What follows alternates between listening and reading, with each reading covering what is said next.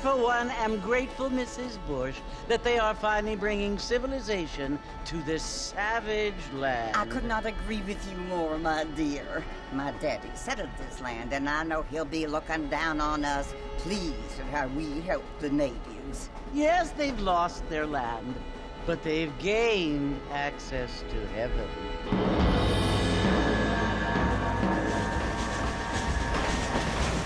But Father, do you mean unless an innocent receives communion, they're destined to go to hell?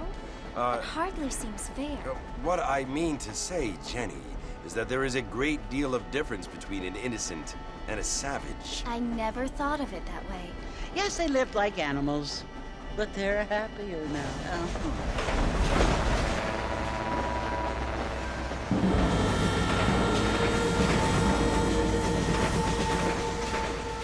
Not only do people now have motor cars, Father, but I heard that pretty soon we will be able to fly. No, only angels can fly, Jenny. No, apparently people can fly. Didn't you hear? Out in Kansas, a man even got a car to fly. I hardly think so, Jenny.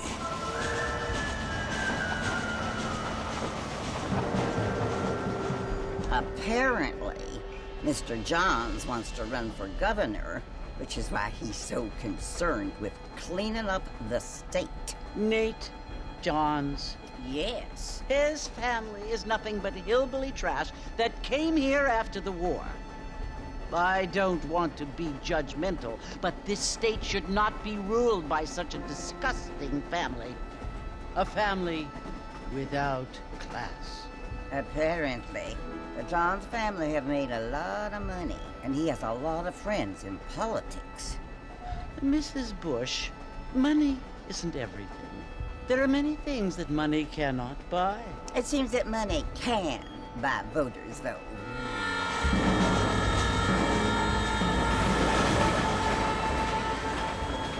What you must remember, my dear, is that we have been brought here to spread the word. And the word and civilization, they are the same thing. They are the gifts. It is the opportunity we have, the chance to live among people who are decent and who do not kill each other, and who let you worship in peace. It's so confusing, Father. Sometimes I find it impossible to make the distinction between a loving act and a hateful one. I mean, they often seem to be the same thing. Yes, Jenny, it is confusing. But you only have to ask me if you need help. Indeed. Well, here we are, Mrs. Bush. Armadillo.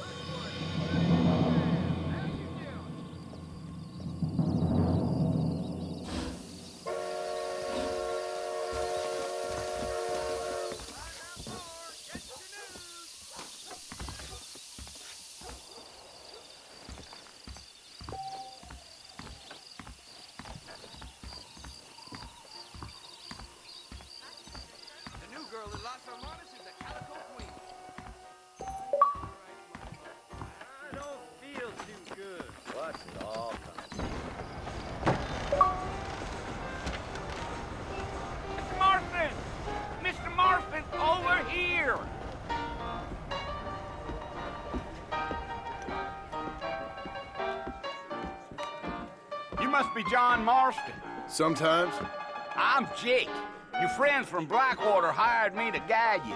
They ain't my friends, but pleased to meet you, Jake. I got the horses saddled up and ready out front.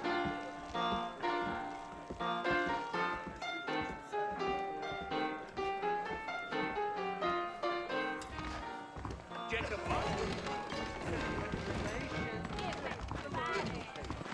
Don't search for woman.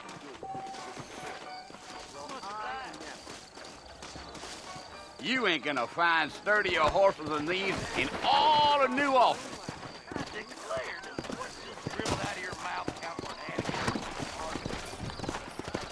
and take it slow on the way out of town.